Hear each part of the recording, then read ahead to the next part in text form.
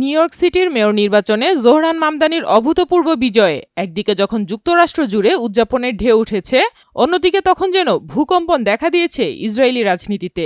মামদানিকে Hamas সমর্থক mayor বলে আখ্যা দিয়েছেন ইসরায়েলি প্রবাসী ও ইহুদি বিদ্বেষ প্রতিরোধ বিষয়ক মন্ত্রী আমিখাই চিকলি। আমিখাই চিকলি সামাজিক মাধ্যমে ক্ষুব্ধ প্রতিক্রিয়ায় লিখেছেন, যে শহর একসময় বিশ্ব স্বাধীনতার প্রতীক ছিল সেটি এখন হামাস সমর্থকদের হাতে তুলে দেওয়া হয়েছে। নিউ ইয়র্ক আর আগের মতো থাকবে না, বিশেষত এখানকার ইহুদিদের জন্য।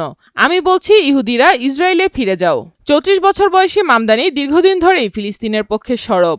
সম্প্রতি ইসরায়েলকে বর্ণবাদী শাসন ব্যবস্থা এবং গাজার অভিযানকে গণহত্যা বলে অভিহিত করেন।